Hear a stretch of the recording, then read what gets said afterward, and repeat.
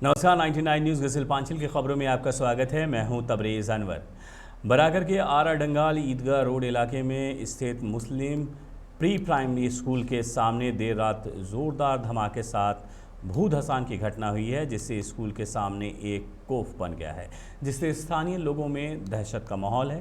वहीं घटना की सूचना बराकर फाड़ी पुलिस और BCCL के GM को दे दी गई है, जिसके बाद तुरंत बराकर थाना पुलिस घटनास्थल पर पहुंची और मामले की जांच में जुट गई। दूसरी तरफ स्थानीय जनप्रतिनिधियों में ना ही कोई पार्षद और ना ही BCCL के पदाधिकारी मौके पर पहुंचे, जिससे लोगों में काफ़ी आक्रोश देखने को मिला।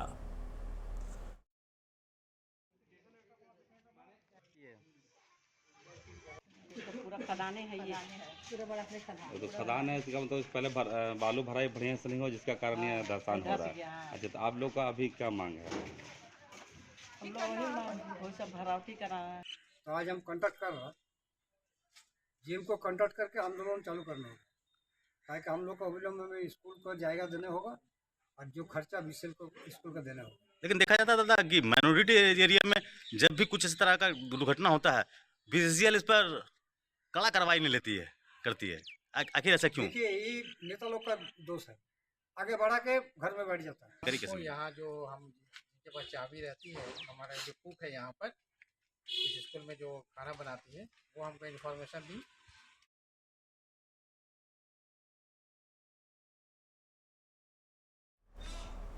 रानीगंज हलदार बांध में doctor BR Ambedkar memorial relief society की तरफ से निःशुल्क नेत्र जांच शिविर का आयोजन किया गया। इस मौके पर आसनसोल वार्ड 93 के पार्षद आलोक बोस, वार्ड 36 के पार्षद दिवेंदु भगत और गोवर्धन केवरा, मितुल केवरा, पवन केवरा उपस्थित रहे। आलोक बोस ने कहा है कि हर साल की तरह इस साल भी यहां नेत्र जांच शिविर लगाया गया है, जहां ज़रूरतमंद लोगों की आंखों की जांच की गई। यहाँ पर तकरीबन 60 लोगों की आंखों की जांच की गई।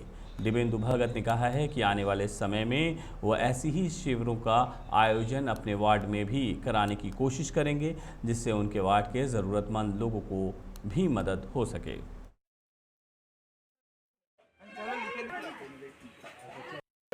মেমোরিয়াল রিলিফ সোসাইটির তরফ থেকে এই আই চেক আপ ক্যাম্প এখানে নতুন নয়, এর আগেও বহুবার হয়েছে। আর এখানে আই স্ক্রিনিং ক্যাম্প প্রত্যেকবারের মতো এখানেও এবার হয়েছে। এখানে প্রচুর মানুষ এসে এখানে চোখের এই ব্যাপারে কাজটা করে। তো আমরাও একটা এনজিও থ্রু দিয়ে প্রতি বছর রানীগঞ্জে একটা আই চেক আপ ক্যাম্প এবং ফ্রি ওষুধ এবং ফ্রি ট্রিটমেন্টের ব্যবস্থা করি। বিশেষ করে 93 নম্বর ওয়ার্ডে যেখানে ভর্তি এলাকা আছে, যাদের সত্যি করে সমস্যা আছে চোখ দেখাবার, সেটা BR আম্বেদকারকে যে রিলিফ সোসাইটি আছে তারা এসছে, তাদের দিয়ে শরীর চোখ চেক আপ করছে।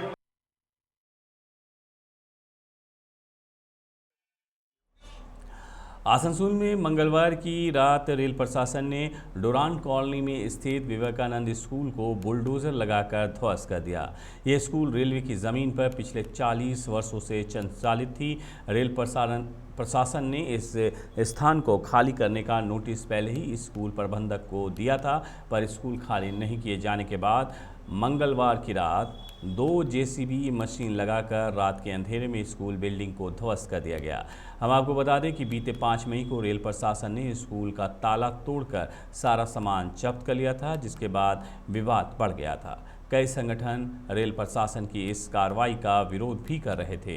स्कूल के प्रिंसिपल राम सिंहासन पासवान ने मांग की थी कि बच्चों के भविष्य को देखते हुए वर्ष 2022 के सेशन की पढ़ाई पूरी होने दी जाए, पर रेल प्रशासन नहीं माने और रात के अंधेरे में बुलडोज़र चला दिया।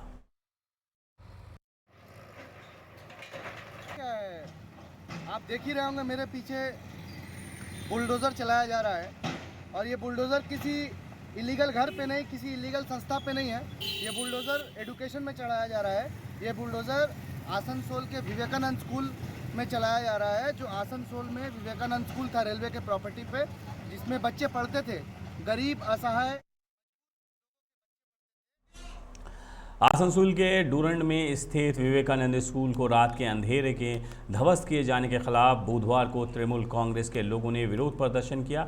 टीएमसी पार्षद गुरुदास चटर्जी के नेतृत्व में पहले विवेकानंद स्कूल के पास विरोध प्रदर्शन किया गया। इसके बाद ये सभी रैली की शक्ल में डीआरएम दफ्तर तक गए और वहां भी उन्होंने रेल प्रशासन की इस कार्रवाई का विरोध किया। मौके पर टीएमसी पार्षद संपदा, भानु बोस, मदन मोहन चौबे, सुधीर चौधरी सहित कई टीएमसी कार्यकर्ता और समर्थक उपस्थित थे। केंद्र सरकार और रेलवे मंत्रालय के खिलाफ नारेबाजी की।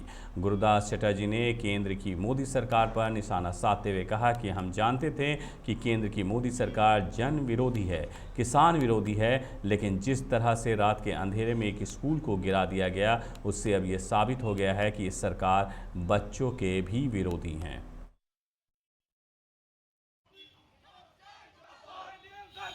हम लोग देखिए विवेकानंद स्कूल, हम लोग जो आसनसोल वासी है सब कोई जानता है।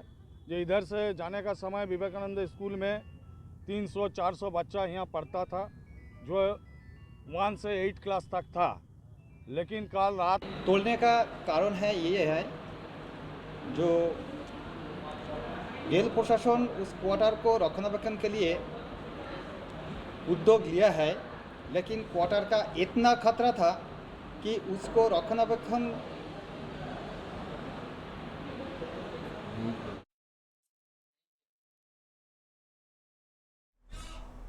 चक्रवाती तूफान आसानी को लेकर आसनसोल नगर निगम की तरफ से हर प्रकार से तैयारी किए जाने की बात कही गई, जिससे किसी भी आपातकालीन परिस्थिति में निपटा जा सके। लेकिन इसे लेकर माकपा नेता आरएस जलीस ने कुछ सवाल खड़े किए हैं। उन्होंने रानीगंज के 88 नंबर वार्ड अंतर्गत हुसैन नगर में तकरीबन 2.5 साल पहले एक 3 मंजिला सेफ हाउस को लेकर कहा कि आसनसोल नगर निगम की तरफ से चक्रवाती तूफान या अन्य किसी आपातकालीन परिस्थिति में जिनके पास घर नहीं है या जिनके घरों की हालत काफ़ी जर्जर है, उनके आश्रय स्थल के रूप में इसे बनाया गया था। लेकिन 2.5 साल हो गए हैं, ये बंद पड़ा है। उन्होंने कहा कि अब ये सेफ हाउस असामाजिक तत्वों का अड्डा बनता जा रहा है। उन्होंने कहा है करोड़ों रुपए खर्च कर जिस इमारत को आपातकालीन स्थिति में लोगों के आश्रय स्थल के रूप में बनाया गया था, अगर विपदा के समय उसका इस्तेमाल ही ना किया जाए तो ये जनता के पैसों का फिजूल खर्ची है। उन्होंने मंत्री मलय घटक, मेयर विधान उपाध्याय, चेयरमैन अमरनाथ चटर्जी से भी इस पर ध्यान देने की बात कही। अभी स्टार्ट ही नहीं हुआ था मेरे हिसाब से। कभी स्टार्ट नहीं होता। नहीं, तो आज आंधी तूफान के लिए सरकार की तरफ से बार बार बोला जा रहा है कि जिसका एल्वेस्टर का घर हो या कपड़ा का घर हो, यहाँ पे आके यहाँ बसेरा करे, तो लोग कैसे आएंगे? अब वो तो मेरे को पता नहीं, तो जो प्रशासन है वही लोग अरेंजमेंट करेंगे। तो ओरिजिनल तो रहने का बसेरा तो यहीं पे है, यहाँ ताला देखने को मिल रहा है। अब पता नहीं मेरे को, यहाँ ताला लगा ही रहता है। থেকে ওর হামলা যা আছেন ওনাদের থেকে পুলিশ ডিপার্টমেন্ট থেকে লোককে অ্যাওয়ারনেস করা হচ্ছে কি একটা সাইক্লোন আসছে, আমাদেরকে সাবধান থাকতে হবে, কীরকম থাকতে হবে। आसनसोल के युवा शूटर अभिनव साव ने अपनी प्रतिभा से दुनिया में डंका बजाया है। जर्मनी में चल रहे ISSF जूनियर विश्व कप में अभिनव साव ने शानदार प्रदर्शन करते हुए सिल्वर मेडल जीता है। मात्र 14 साल की उम्र में ऐसा कर अभिनव ने इतिहास रच दिया है। उसके इस प्रदर्शन से शिल्पांचल वासियों में जश्न का माहौल है। अभिनव ने जूनियर विश्व कर के 10 मीटर एयर राइफल के फाइनल में कल जगह बनाई थी। आज उसने सिल्वर मेडल जीता। उसके पिता रुपेश साव भी वहां मौजूद हैं। इसके पहले अप्रैल में ही अभिनव ने नेशनल स्क्वाड में 10 शूटरों में जगह बनाई थी। अभिनव ने भोपाल में हुए सिलेक्शन ट्रायल में भी शानदार प्रदर्शन किया था।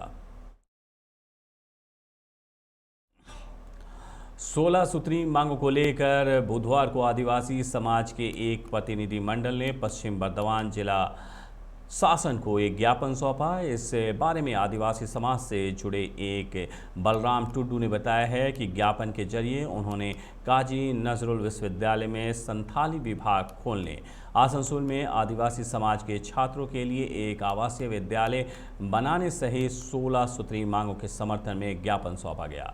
उन्होंने आरोप लगाया है कि कई लोगों को फर्जी आदिवासी सर्टिफिकेट दिए जा रहे हैं। इसको लेकर आदिवासी समाज के लोगों ने जिला शासक से मांग की है कि जिनके पास भी ऐसे फर्जी सर्टिफिकेट हैं उनकी पहचान की जाए और फर्जी सर्टिफिकेट देने वालों के खिलाफ कानूनी कार्रवाई की जाए।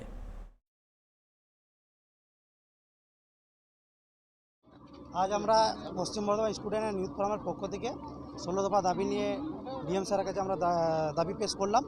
মেনলি আমাদের যেমন আছে কাজী নজরুল ইউনিভার্সিটিতে আদিবাসী বিভাগ সাঁওতালি বিভাগ চালু করার জন্য এর আগেও আমরা দিয়েছিলাম, রিমাইন্ডারও দিয়েছিলাম, আবার একবার দিলাম যে সাঁওতালি বিভাগ চালু হয়, এটা একটা আছে। এবং আসানসোল মহকুমার মধ্যে আবাসিক বিদ্যালয় যেন অতি অবশ্যই চালু হয়, যাতে সাঁওতালি যে ছেলেগুলো আমাদের পড়াশোনার জন্য সুযোগ সুবিধা পায়। 99 न्यूज़ के शिल्पांचल की खबरों में फ़िलहाल इतना ही। धनबाद और आसपास की बाकी खबरों के लिए बने रहिए 99 न्यूज़ के साथ। नमस्कार।